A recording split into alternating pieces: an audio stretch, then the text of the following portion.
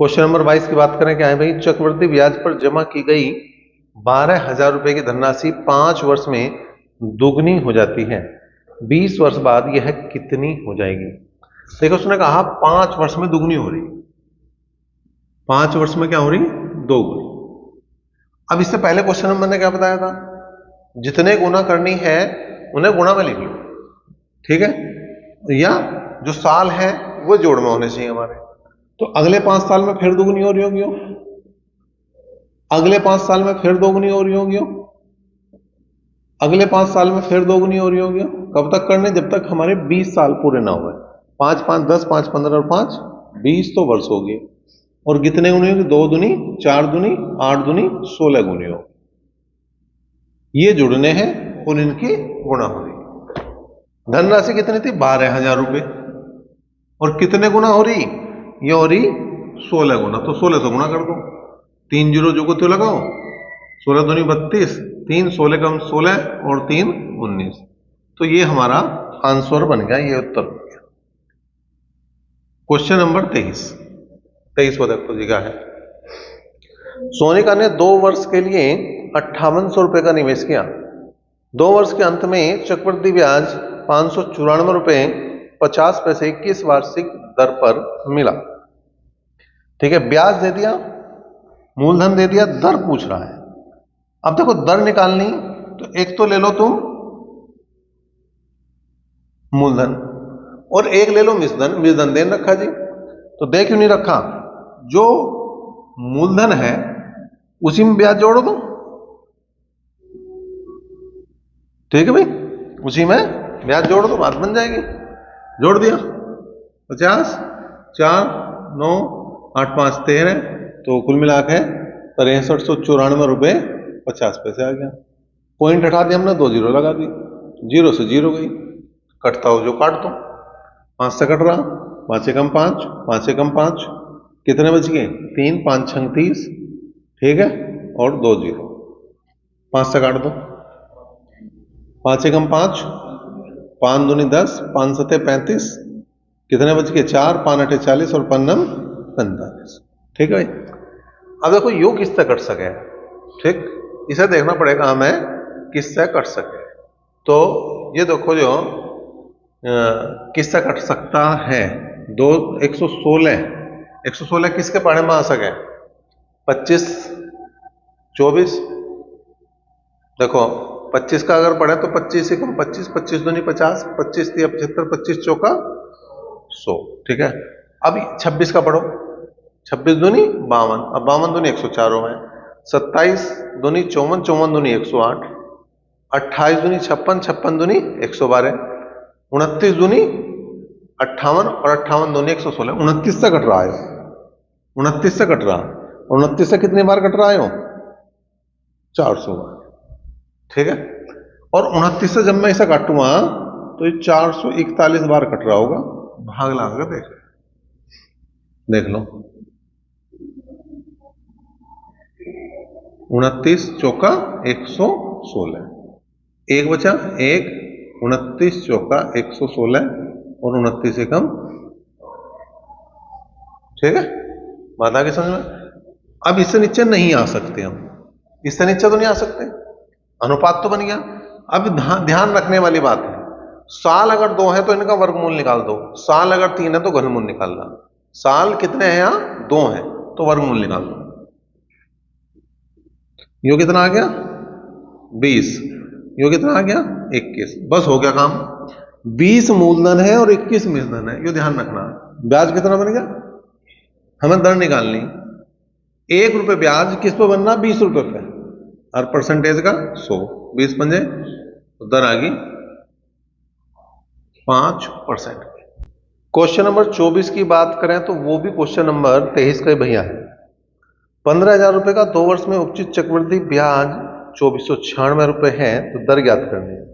तो मूलधन 15,000 रुपए हो गया और मिश्रधन क्या हो गया? 15,000 में 2496 रुपए जोड़ दो तो 17,496 रुपए क्या हो गया भैया? इसका मिश्रधन हो गया। अब देखो, इसे काट दो, 8 से भाग देकर देखें इसे, 8 एकम 8, कितने बच गए? यहाँ पे बच गए 7, 70 हो गया, 8 8 64, कितने बच गए? 6, 60 हो गए, 8 7 56, कितने बच गए? 4, 8 5 40, 8 से काट दो, 8 दूनी 16, एक बच गया, 14 हुए, 8 एकम 8, 6 बच गए, ठीक है, 69 हो गए, 8 8 64, 5 बच गया, 8 7 56, ठीक है भाई। अब यहां इसे 3 से काट दो, 3 छंग 18, 3 दूनी 6 और 3 पंजे 15, 3 7 21, 3 दूनी 6 और 3 9 27, फिर बात वही है, इससे नीचे तो आ नहीं सकते हम, मिनिमम पे आके पहला काम क्या करना? अनुपात बनाना। पहला काम क्या करना? अनुपात बनाना।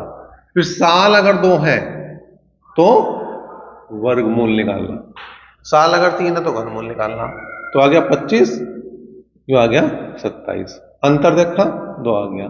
मतलब क्या है? 25 रुपए तो है मूलधन, 27 रुपए है मिश्र धन, 2 रुपए है ब्याज। दर निकालनी, ये जो 2 रुपए ब्याज बने वो 25 रुपए बने, और परसेंटेज का लगाओगे हम 100, 25 चौका 100 और 4 दूनी 8% की दर रहने वाली। क्वेश्चन नंबर 25 देखो क्या है।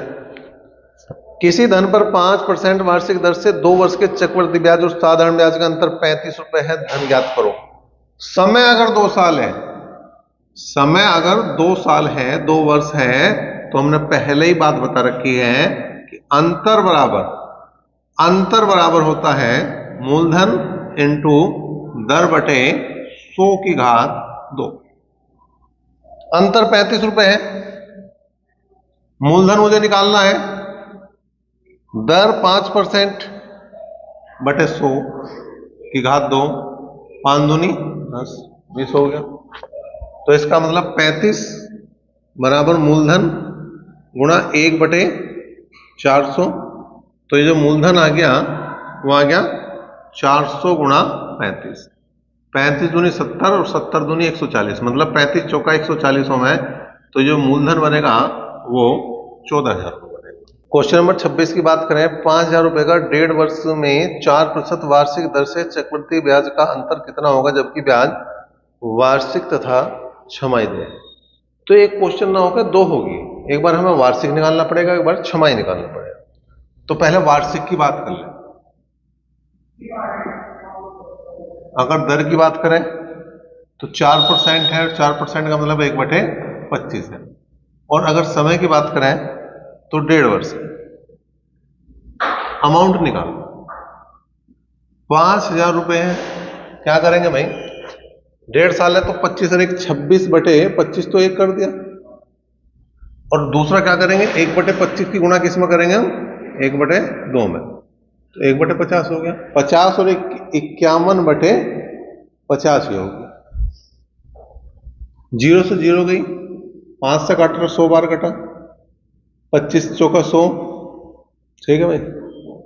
अब यहां गुणा कर दो, 26 एकम 26, 26 दूनी 52, 26 ती 78, 26 चौका 104 गुणा 51, तो यहां 104 की गुणा 51 में कर दो, तो 104 तो जो का तू 5 चौक 20 और 5 एकम 5, कुल मिलाकर 5304 रुपए यो इसका मिश्रधन हो।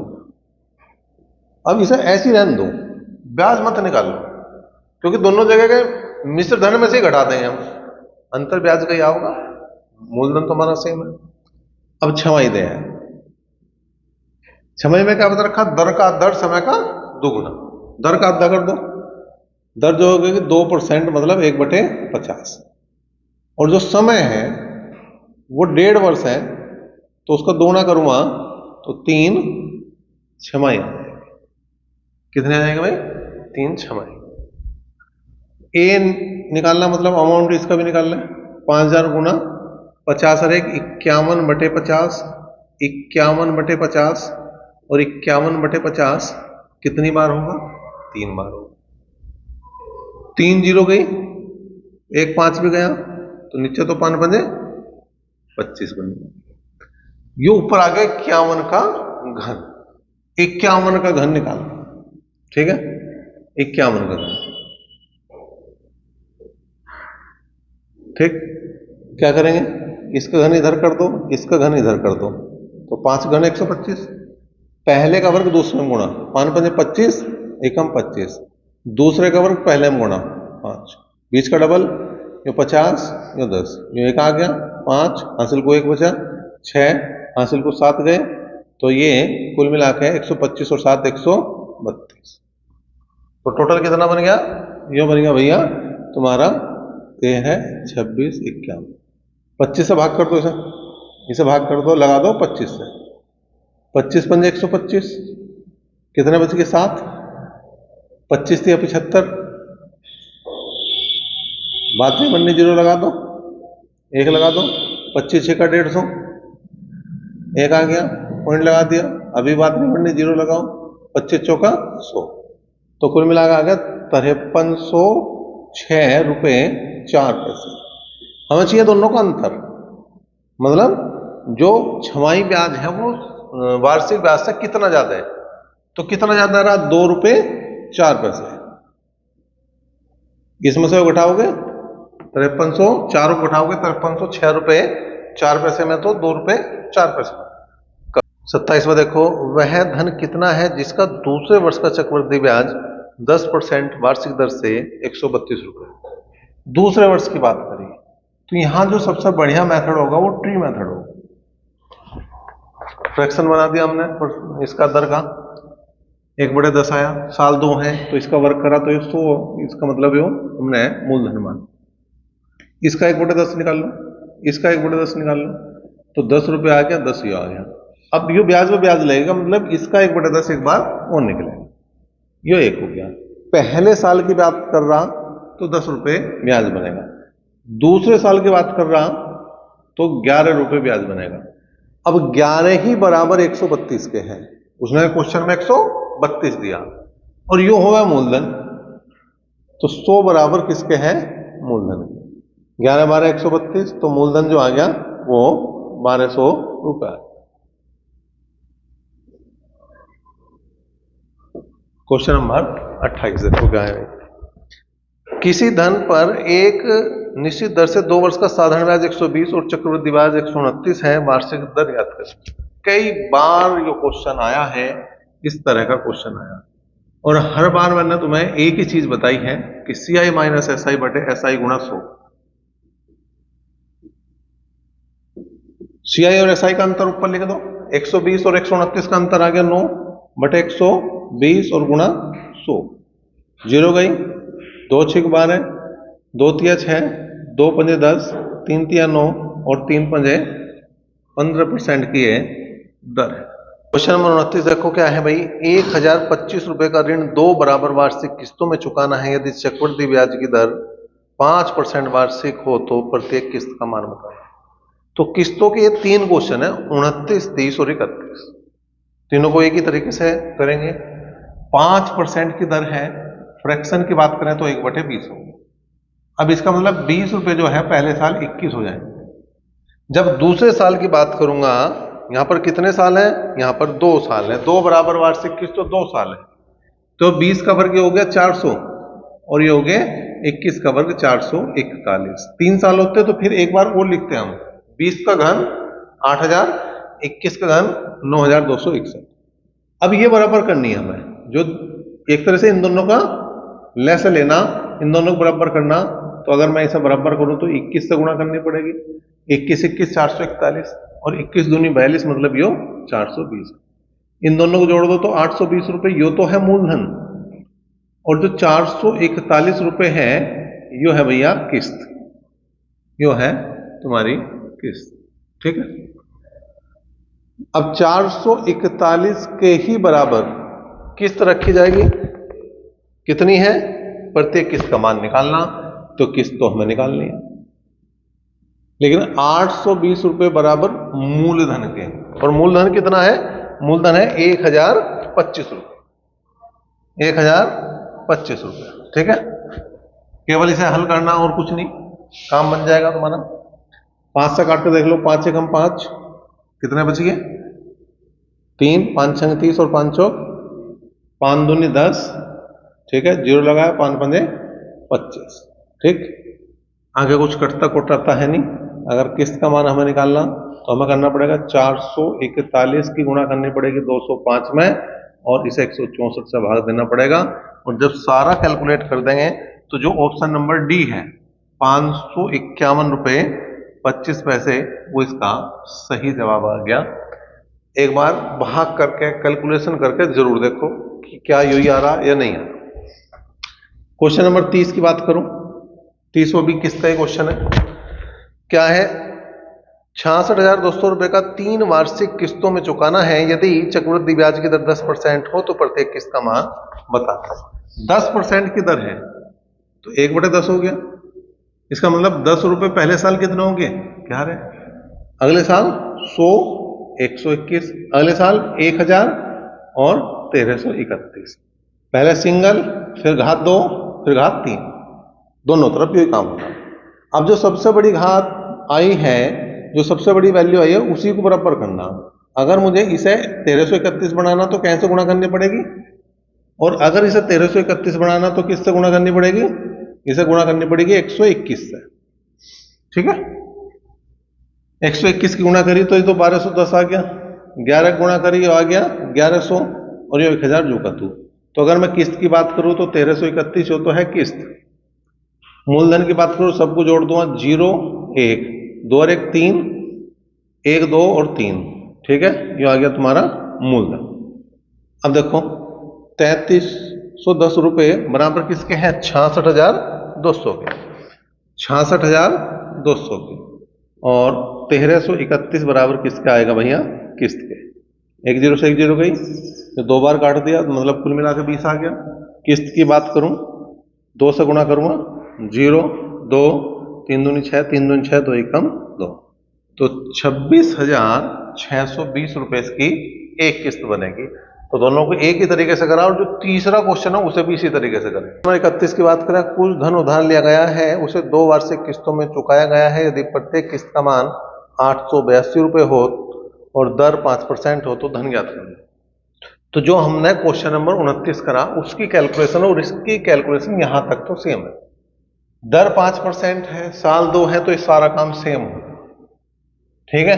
441 रुपए बराबर है किस्त दे रखी इस बार 882, और हमें 820 रुपए बराबर किसको हो जाएगा, मूलधन। 2 बार कट गया।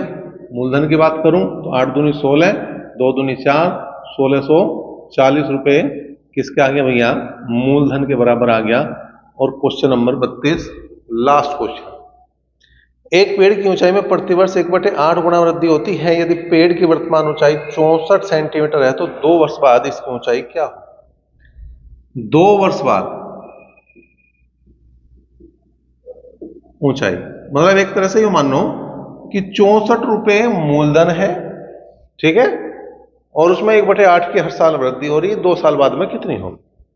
तो 64, यो 1/8 जैसे हम परसेंटेज का फ्रैक्शन बनाओ वही है, तो 8 और 1 9/8, कितनी बार करेंगे, जितने साल, 8 8 64 और 9 9, इसका मतलब जो 64 सेंटीमीटर का पेड़ है वो 81 सेंटीमीटर का बन जाएगा, ठीक है। जो 64 सेंटीमीटर का पेड़ था वो जो है 81 सेंटीमीटर का बन जाएगा। अब यहां पर 81 सेंटीमीटर आ गया। कई बार क्वेश्चन में इसने यू भी पूछा हुआ कितने सेंटीमीटर की वृद्धि होगी, तो इसमें से घटा, ठीक है। तो 81 में से अगर हम 64 घटा देंगे तो वो तुम्हारा कितना आ जाएगा, 17, वो 17 सेंटीमीटर की वृद्धि। लेकिन यहां पर टोटल ऊंचाई बतानी, वो तुम्हारा 81 सेंटीमीटर, सी ऑप्शन यहां पर सही हो गया, और ये चैप्टर भी एक तरह से तुम्हारा समाप्त हो गया। तो एक का क्वेश्चन बड़ा इंपॉर्टेंट है, और ये जो किस्त वाले क्वेश्चन है ये तो बहुत ही अच्छे हैं। इन्हें तो एक नहीं तुम 3 बार करके कम से कम देखो तो तुम्हारा कुछ ना कुछ भला जरूर करेगा ये चैप्टर जो चक्रवृद्धि ब्याज है। एक क्वेश्चन 100% हर एग्जाम में आना यार।